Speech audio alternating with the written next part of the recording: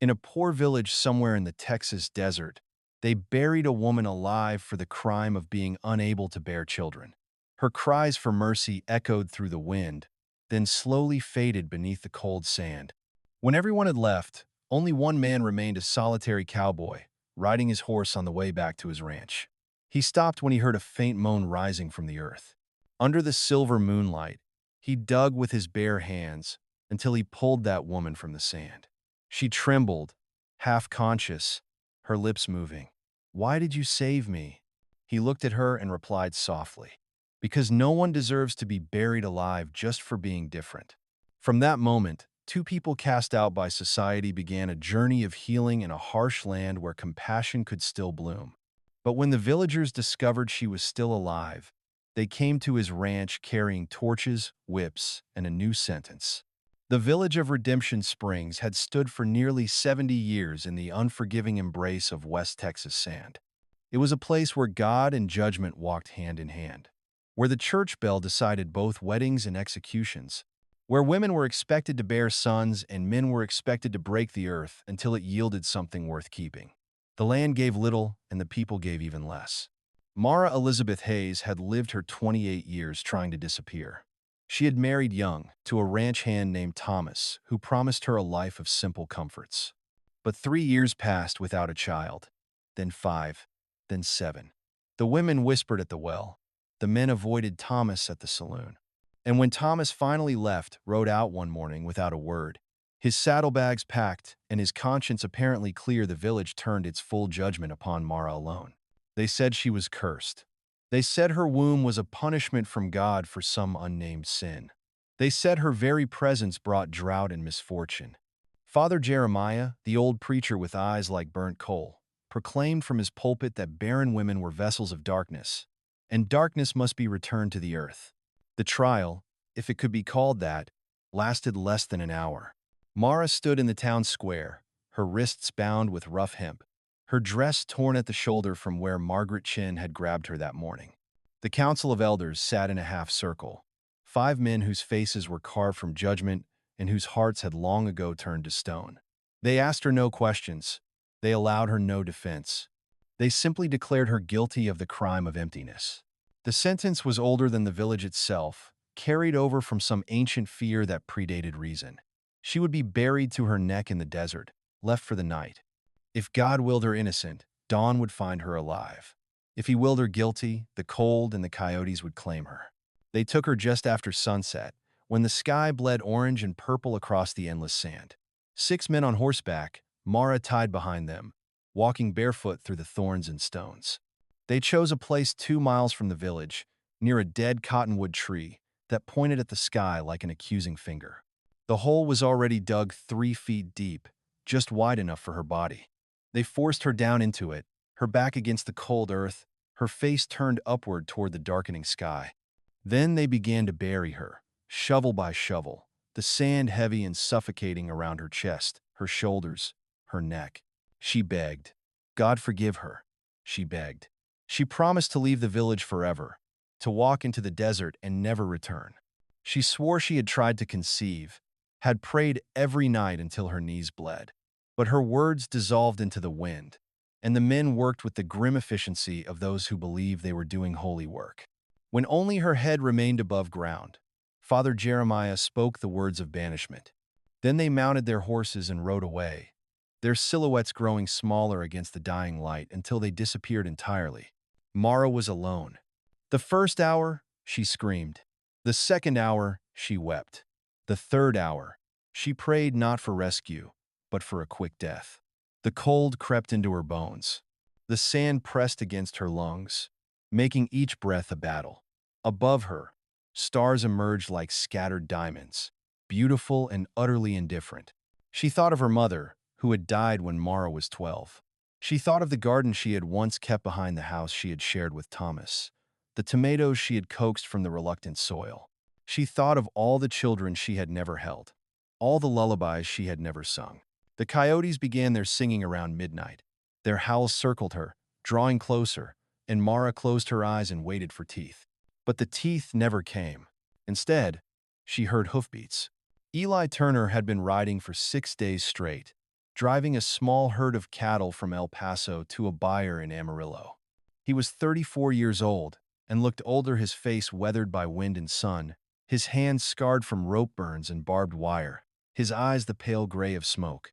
He was a man who had learned to live with silence, the way most men lived with company. 3 years ago, his wife Sarah and their infant son had died in a fire that consumed their small ranch house while Eli was out checking fence lines. He had returned to find nothing but ash and two bodies he could barely recognize. After he buried them, he sold what was left, bought a horse and a Winchester rifle, and became a drifter, a man with no home and no particular desire to find one. He was not looking for trouble the night he heard Mara's moans. He had stopped to water his horse at a creek bed he knew ran nearby, planning to camp under the stars and reach Redemption Springs by morning.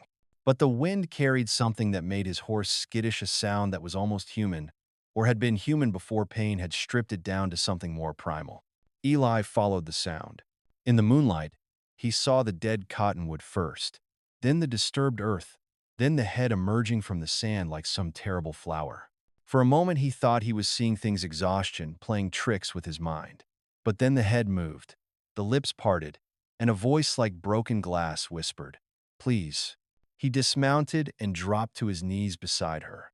Her face was pale as bone, her eyes sunken and wild. Sand crusted her lips and filled her hair. "Who did this?" His voice was rough from disuse.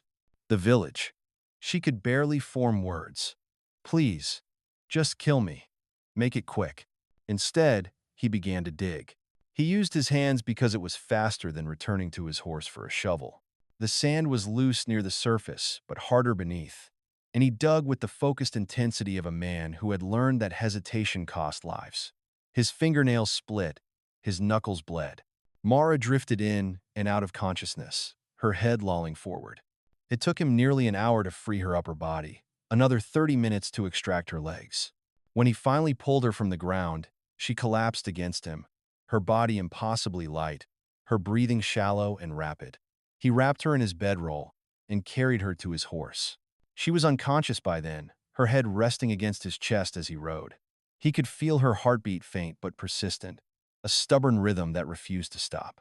The moon lit their path through the desert, and Eli rode not toward Redemption Springs, but away from it, toward the abandoned line shack he had noticed 2 days prior while scouting the trail. The desert at night was a living thing full of small sounds and movements, the rustle of creatures hunting and being hunted. The wind carried the scent of sage and creosote. Somewhere in the darkness, an owl called out, and his horse's ears swiveled to track the sound. Mara stirred once, mumbling words he could not understand. Her hand clutched weakly at his shirt, and he shifted his grip on her, holding her more securely. He did not know why he was doing this, did not know this woman, did not owe her anything, did not even know if she would survive the night. But he had seen too much death in his life to walk away from someone still fighting for breath. The line shack appeared just before dawn, a small wooden structure half collapsed on one side, but with a roof that still held and a door that still closed. Eli carried Mara inside and laid her on the floor, then went back out to tend his horse and gather what supplies he had. A canteen of water, some dried beef, a tin of beans, and a bottle of whiskey he had been saving for no particular occasion. Inside, he lit a small fire in the old stove and boiled water. He cleaned the sand from Mara's face and hands, checked her for serious injuries. Miraculously, she had no broken bones, though her body was a canvas of bruises and abrasions. Her breathing grew steadier as warmth returned to the shack. When she finally opened her eyes fully, dawn was breaking through the gaps in the walls, painting stripes of gold across her face. She stared at him without recognition, then with confusion, then with something like terror. "You are not dead," he said simply. "I should be." Her voice was hoarse. "They will come for me. They will come for you too. Let them come." He gave her water, slowly, teaching her to sip rather than gulp.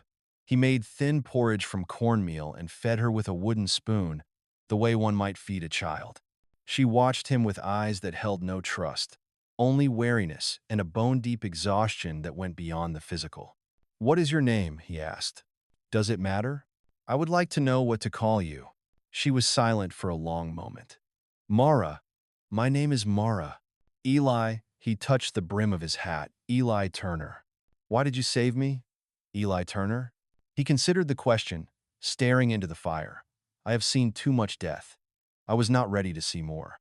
Over the next 3 days, as Mara slowly regained her strength, the story of her condemnation emerged in fragments.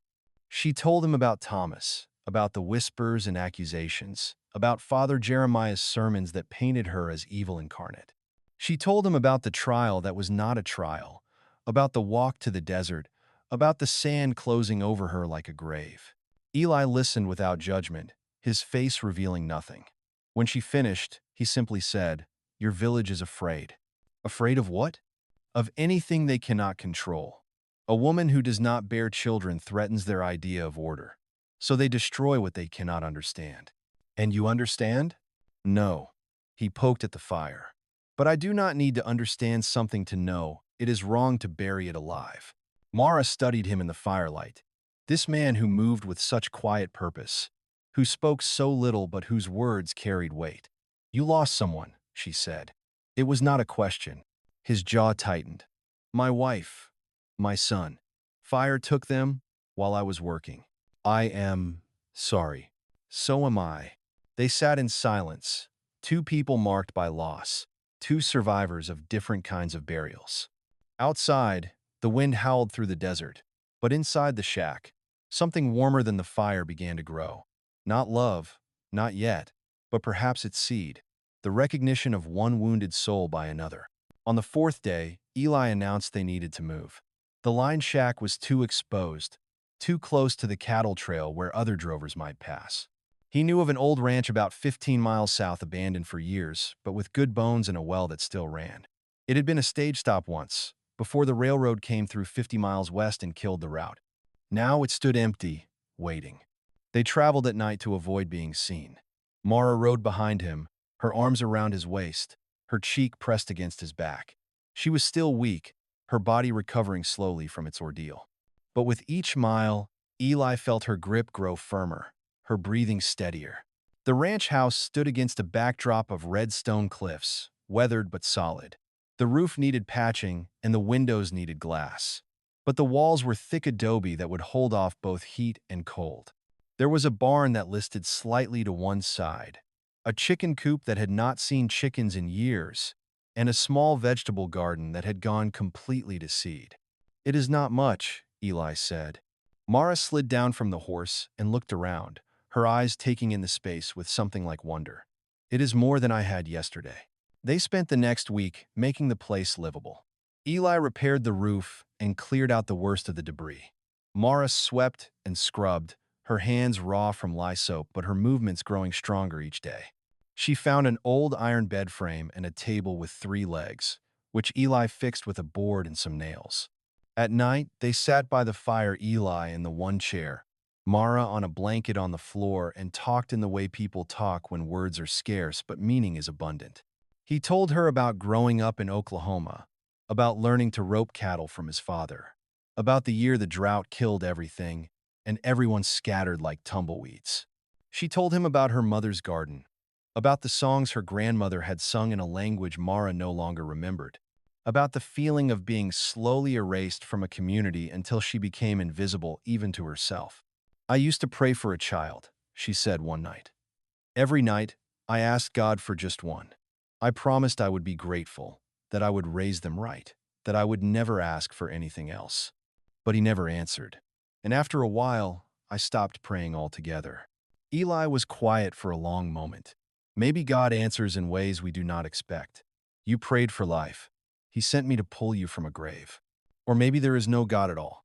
Maybe there is only chance, and you happen to be riding past.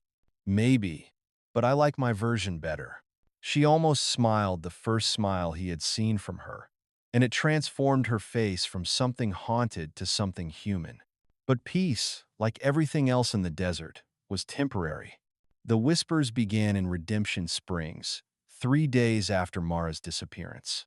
At first, the villagers assumed the coyotes had claimed her, or that she had died from exposure and been covered by blowing sand.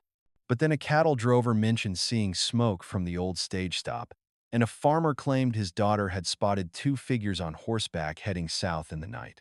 The whispers became rumors, and the rumors became certainty. The cursed woman still lived, and someone had helped her. Father Jeremiah's Sunday sermon was fire and brimstone given voice. He stood in the pulpit, his white hair wild around his head like a prophet from the Old Testament, and declared that Satan himself had intervened to save his servant. The woman must be found and God's judgment completed, or the entire village would suffer divine wrath. Most of the congregation nodded along, caught up in the fever of righteous anger. But one man did not, Father Caleb Morrison, the younger priest who had only recently arrived in Redemption Springs. He was 26 years old, educated at a seminary in Boston, and still believed that the Bible contained more verses about mercy than about judgment. After the service, he approached Father Jeremiah carefully. Is it truly God's will to hunt down a woman who has already suffered so greatly? The old priest's eyes burned with conviction. She defied his judgment. She must be returned to the earth. Or perhaps God spared her. Perhaps we are being asked to reconsider our interpretation. Do not speak heresy in my church. But Caleb's words had planted seeds of doubt in a few hearts, not many, but a few. The hunting party left on a Tuesday morning. 12 men on horseback, carrying rope and rifles, led by Thomas Hayes Mara's former husband, who had returned to the village when he heard the news. His face was hard with anger, and something that might have been shame twisted into rage. They reached the stage stop by afternoon. Eli saw them coming from a mile away, the dust cloud rising behind their horses like smoke from a slow-burning fire. He watched them from the barn, his Winchester rifle already in his hands, counting their numbers and gauging their intent. Mara was in the house, working on the garden. She had found some old seed packets, in a drawer beans and squash and corn, and had spent the morning preparing the soil. Her hands were dirty, her face flushed with exertion, and something like happiness. When she saw the riders approaching, all the color drained from her face. Go inside, Eli said quietly. Lock the door. Do not come out no matter what you hear. They will kill you. They will try. She grabbed his arm, her fingers digging into his sleeve. Please, just give me to them. Save yourself. He looked down at her, and in his eyes she saw something she had not seen before. A fierce, protective determination. No. He waited in the yard as the riders surrounded him, their horses stamping and snorting in the heat. Thomas Hayes dismounted first, his hand resting on the pistol at his hip. You are harboring a fugitive, Thomas said. His voice was loud, meant for the other men to hear. Hand over my wife, and we will leave you be. She is not your wife, Eli replied calmly. You abandoned her, and she is under my protection now. Your protection? Thomas laughed, but there was no humor in it. Who are you to interfere with the justice of Redemption Springs? I am someone who does not believe burying women alive counts as justice. One of the other men, a thick-necked rancher named Bill Carson, spat tobacco juice into the dust. The woman is cursed. She brings misfortune wherever she goes. We are doing God's work. God's work. Eli's voice was flat. Is that what you call it when 12 armed men ride out to terrorize one woman? Give her up, cowboy. Thomas's hand moved closer to his gun. This is your last warning. Eli raised his rifle in one smooth motion, the barrel pointing directly at Thomas's chest. And this is mine. For a long moment, no one moved. The only sound was the wind rattling through the barn's loose boards and the nervous breathing of horses. Then Father Caleb rode forward, positioning his horse between Eli and the others. He wore his priest's collar and carried no weapon. His young face was pale but determined. This is wrong, he said, addressing the other men. We cannot compound one injustice with another.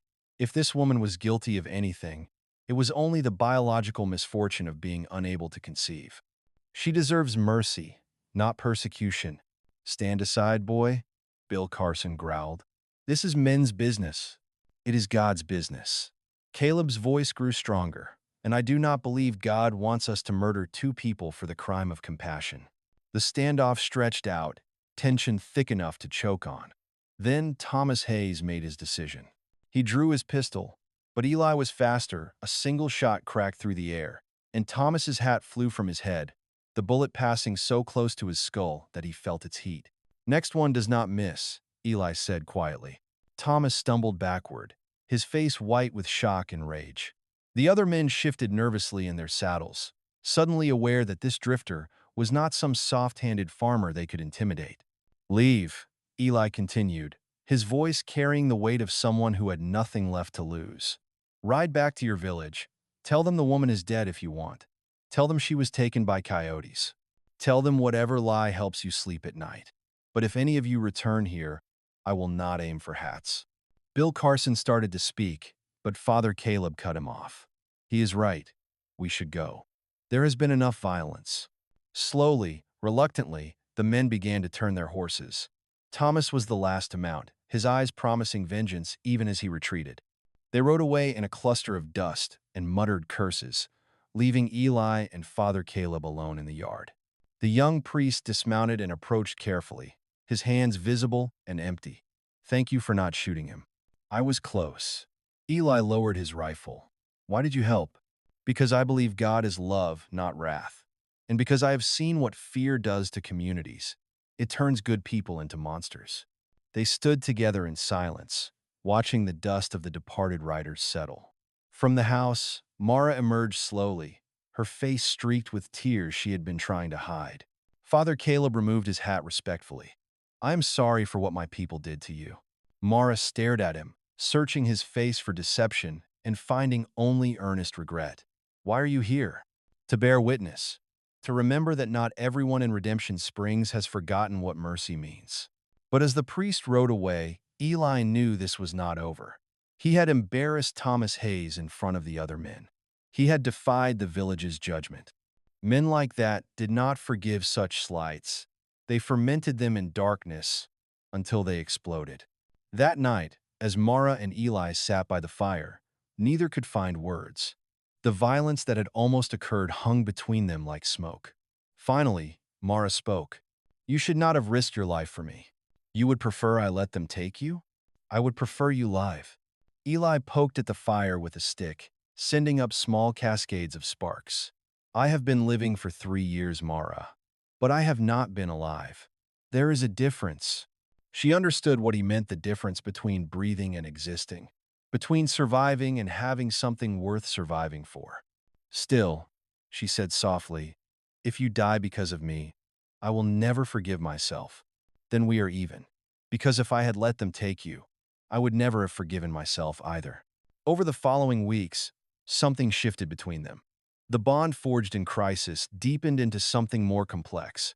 Part gratitude, part friendship, part something neither was quite ready to name.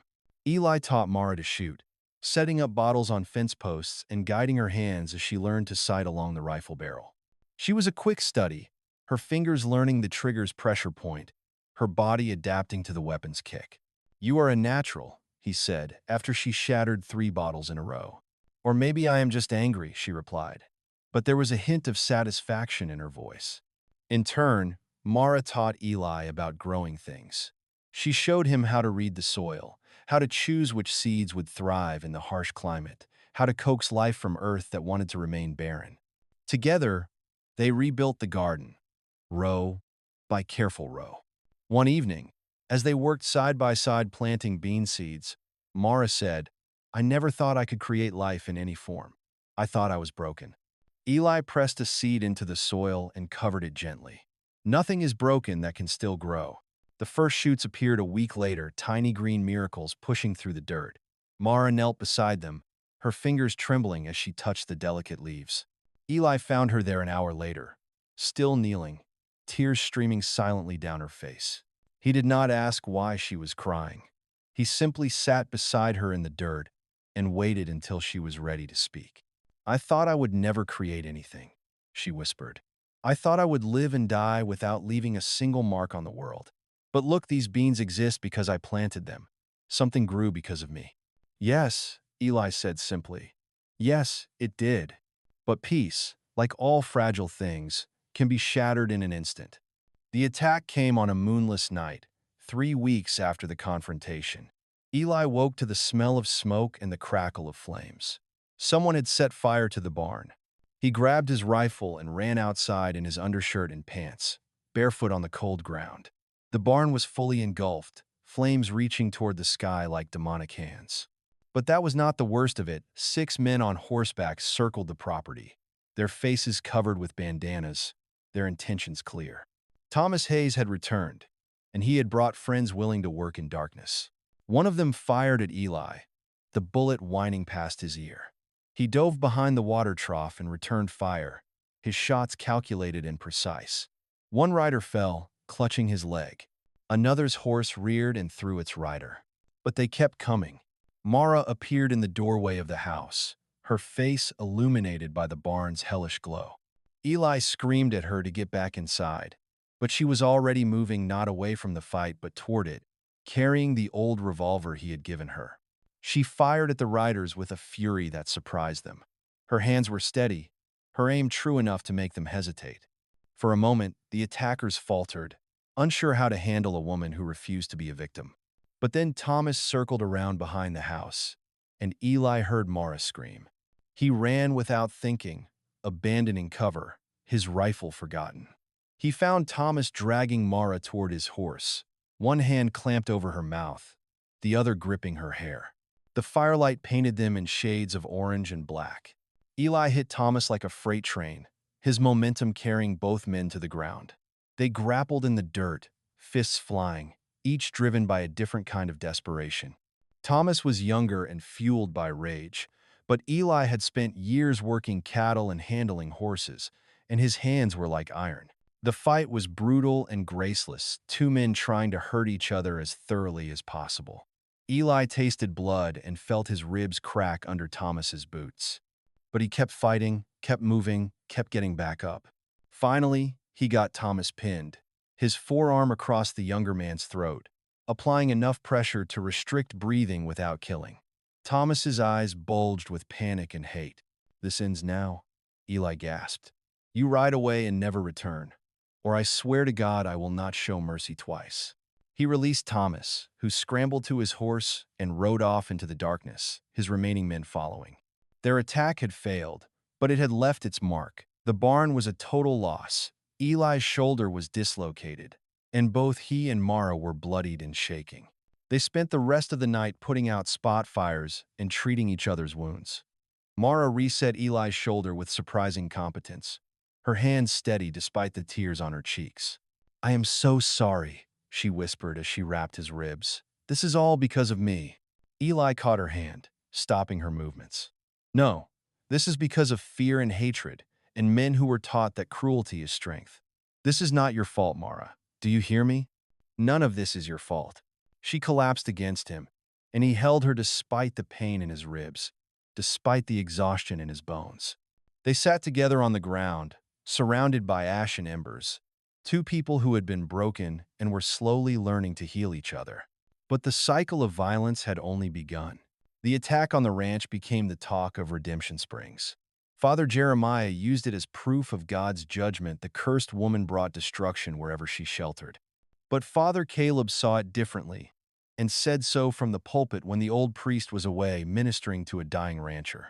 "Violence begets violence," Caleb told the assembled congregation. "We sent men to terrorize 2 people, and blood was spilled as a result. Is this what our faith teaches? Is this the Christianity we claim to follow?" His words divided the town. Some agreed that things had gone too far. Others doubled down on their conviction that Mara was a curse that needed to be eliminated.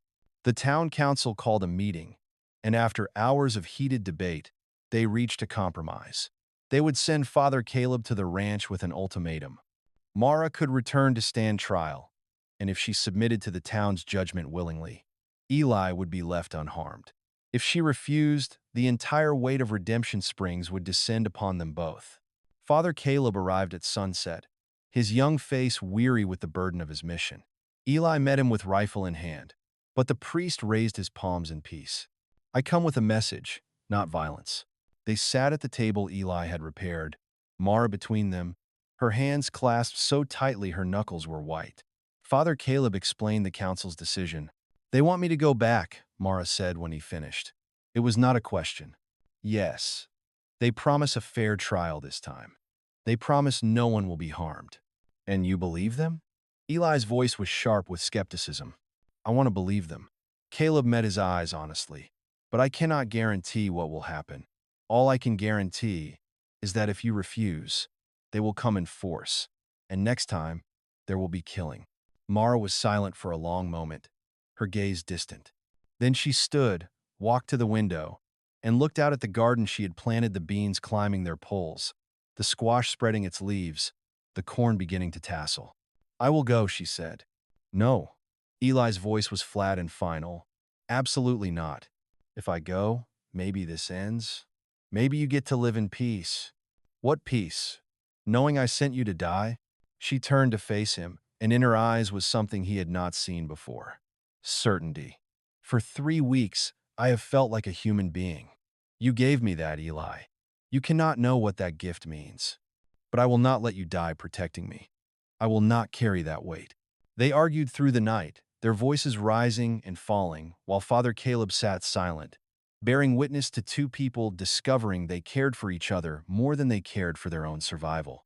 By dawn, Mara had made her decision. She would return to Redemption Springs and face whatever judgment awaited her. But Eli made a decision too. He would go with her, and God help anyone who tried to stop them. They rode into Redemption Springs 3 days later, Mara on Eli's horse, Eli walking beside her, Father Caleb leading the way. The entire town turned out to watch, lining the dusty main street in silence. Father Jeremiah stood on the church steps, his white hair blazing in the morning Sunday. "You have returned to face God's judgment." "I have returned," Mara said, her voice steady, "to tell you that your judgment is not God's judgment, and I am done being afraid of you." They took her anyway, pulled her from the horse, and bound her wrists despite Eli's protests. But they did not take her to the desert. They took her to the church, where the council would convene to decide her fate. Eli was barred from entering. He stood outside with his rifle, a solitary figure against the whitewashed walls, while inside, men debated whether a woman deserved to live. The trial lasted 3 hours. Witnesses spoke, some condemning Mara as a curse, others defending her as a victim of circumstance. Father Caleb made an impassioned speech about mercy and redemption. Thomas Hayes demanded the original sentence be carried out. Finally, the council reached a decision. Mara would be exiled permanently. She could take water and a horse, but she could never return to Redemption Springs. It was not death, but it was a kind of erasure, a way of pretending she had never existed. They led her out of the church and announced the verdict to the assembled crowd. Mara stood with her head high, refusing to show weakness. And then Eli stepped forward. "She does not go alone," he said. "I go with her." "You would give up your land for this woman?" Bill Carson asked incredulously. "What land? I have nothing but a burnt barn and a borrowed house. But I have something worth more than property. I have someone to live for." He turned to Mara, and in his eyes, she saw everything he had not yet learned to say with words. She saw a man who had been dead inside finding reason to be alive. The crowd murmured, uncertain. They had expected submission or defiance, not this quiet declaration of solidarity.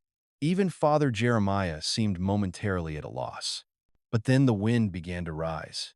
It came from the west, carrying the smell of rain and the promise of storms.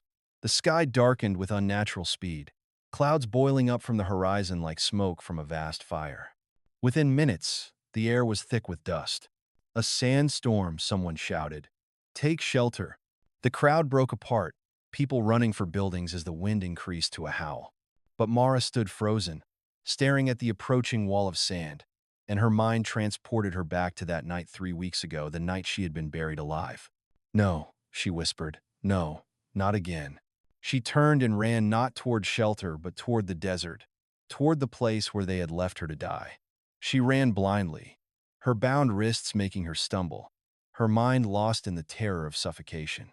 Eli ran after her, Father Caleb close behind.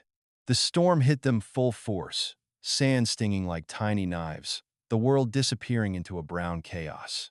Eli could barely see 5 feet ahead, but he followed the sound of Mara's ragged breathing until he found her collapsed near the dead cottonwood tree.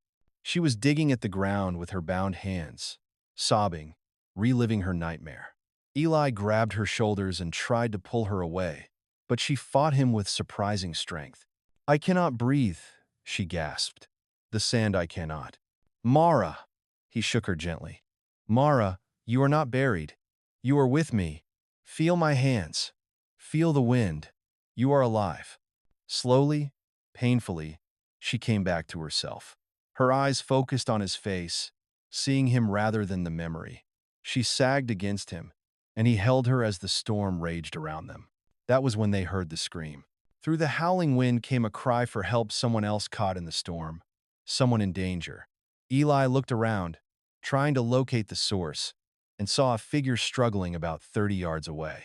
It was Thomas Hayes, trapped under a fallen wagon that the wind had overturned. Every instinct told Eli to leave him. This man had tried to kill them, had tormented Mara, had led the attack on the ranch. He deserved whatever fate the storm delivered. But Mara saw him too, and she pulled away from Eli. We have to help him. Are you insane? He tried to murder you. I know. Her voice was calm now, clear despite the chaos. But I will not become what they tried to make me. I will not be someone who can hear another person suffering and walk away. She stumbled toward Thomas, and Eli had no choice but to follow. Together, they reached the overturned wagon. Thomas's leg was pinned beneath one wheel, his face twisted with pain and fear. Please, he begged, not recognizing them through the stinging sand. Help me. Eli grabbed the wagon and heaved, his injured ribs screaming in protest. Mara pushed from the other side, inch by agonizing inch. They lifted the wagon enough for Thomas to drag himself free. Father Caleb appeared out of the storm and helped them guide Thomas back toward the town. They half carried, half dragged him through the wind until they reached the church, where others pulled them inside. The storm lasted for 2 hours. When it finally passed, the town emerged to find the streets transformed, sand drifted against buildings, windows shattered, the dead cottonwood tree finally uprooted and lying on its side like a fallen giant. But more than the landscape had changed. Word spread quickly about what Mara and Eli had done, how they had risked themselves to save Thomas Hayes despite everything he had done to them. The story grew in the telling, becoming a parable, a lesson, a mirror held up to the town's collective shame. That evening, as the sun set over the clean streets, Father Caleb called a town meeting in the church. This time, everyone came, even Thomas Hayes, his leg bandaged, his face pale with something that might have been humility. The young priest stood at the pulpit, his voice carrying the authority of someone who had finally found his calling. Today, we were shown what true Christianity looks like. It does not look like judgment and punishment. It does not look like fear and exclusion. It looks like a woman who saved the man who tried to kill her. It looks like a stranger who risked his life for someone this town had declared worthless. He paused, letting his words sink in. We have been wrong, all of us. We let fear guide us instead of love. We let tradition become more important than mercy. And we nearly destroyed 2 good people because of it. Father Jeremiah stood suddenly, his face red with anger. You overstep, boy. You do not have the authority. Then I will find it elsewhere. Father Caleb's voice was steel wrapped in silk. Because I cannot serve a church that buries women alive and calls it God's will. The old priest deflated, suddenly looking his 70 years. Around the room, heads bowed in shame. Several women were crying. Bill Carson cleared his throat roughly and stood. The girl is right to call us cowards, he said gruffly. We've been cowards, every one of us. And I say we owe her, and that cowboy, an apology. And more than an apology, we owe them our thanks. One by one, others stood and spoke. Some apologized directly to Mara. Others offered help rebuilding the barn, restocking the ranch, providing supplies. Thomas Hayes was the last to stand, his voice barely above a whisper. I was wrong about everything. About you, about what makes a woman valuable, about what makes a life worth living. You saved me today when you had every reason to let me die. I do not deserve your forgiveness, but I am asking for it anyway. Mara looked at him for a long moment. The church was silent, everyone waiting for her response. Finally, she spoke. I do not know if I can forgive you yet, but I can try to understand you. And maybe that is where forgiveness begins. The meeting ended with a decision. Mara's exile was revoked. She and Eli were free to stay in the area or leave as they chose, with the town's blessing either way. More than that, the council voted to repeal the old law about barren women, declaring it a relic of ignorance and fear. As people filed out of the church, Father Caleb approached Mara and Eli. What will you do now?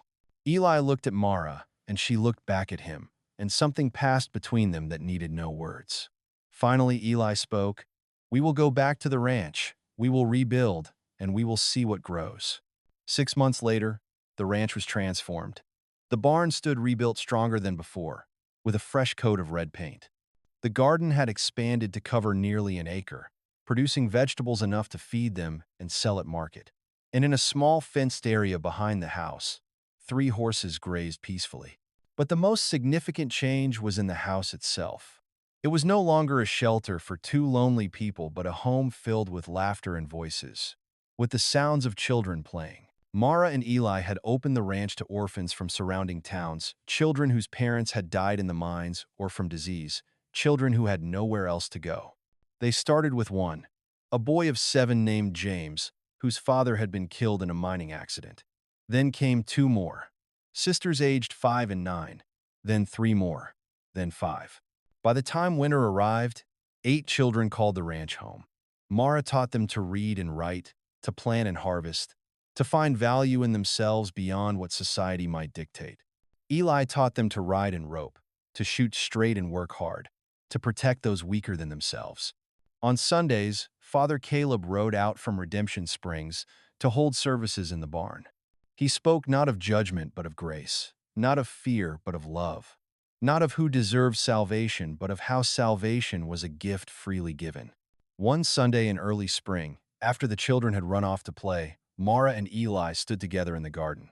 The beans were beginning to climb their poles again, the soil rich and dark from compost and care. "Do you ever regret it?" Mara asked, not looking at him. "Saving me, staying with me, taking on all these children?" Eli was quiet for a moment, considering. Then he took her hand the first time he had done so since the night he pulled her from the sand. "I regret only that I did not find you sooner, that you had to suffer before we met. But regret saving you?" He shook his head. "Mara, you saved me right back. You gave me a reason to be alive again." She turned to face him, and he saw that her eyes were bright with tears. But they were not tears of sorrow, they were the tears of someone who had been given a gift they thought they could never deserve. "I love you," she said simply.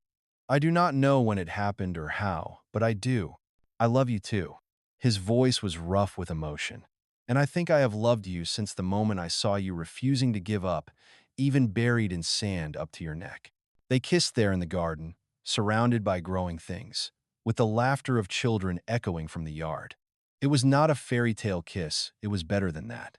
It was the kiss of 2 people who had survived the worst the world could offer and chosen to build something beautiful anyway. In the years that followed, the ranch became known throughout the region as a place of second chances. More children came, and as they grew, some stayed to help run the growing operation while others went out into the world carrying the lessons they had learned. Mara never bore a child of her own body, but she raised dozens of children who called her mother and meant it with every fiber of their beings. And on quiet evenings, when the work was done and the children were asleep, she would walk out to the place where the first bean plants had sprouted and remember the woman she had been broken and buried and marvel at the woman she had become. One such evening, years after that day in the desert, she found Eli already standing there, staring at the garden bathed in moonlight. "What are you thinking about?" she asked. "About seeds." He gestured at the rows of vegetables, the fruit trees they had planted, the flowers blooming along the fence. "How we plant them in darkness, cover them with dirt, and they die. Or they should die. But instead, something miraculous happens, they transform. They break through the earth and become something greater than what they were." "Like us," Mara said softly. "Like us," he agreed. "They buried you in darkness, Mara, but you did not stay dead. You transformed. You broke through. And now look at all the life that grows, because you survived." She leaned against him, and he wrapped his arm around her shoulders. Together they stood in the moonlight, 2 survivors, 2 gardeners, 2 people who had learned that the most beautiful things often grow from the darkest soil. Behind them, the ranch house glowed with lamplight. Inside, 8 children slept peacefully, dreaming whatever dreams children dream. And in the morning, they would wake to breakfast and chores and lessons, to love and structure and the promise that they mattered, that every life, no matter how small or damaged or unwanted, had value. In the distance, a coyote called out to the moon, But its cry held no menace now, only the wild music of the desert, the eternal song of things that survive by adapting, by persisting, by refusing to surrender to the harshness of the world.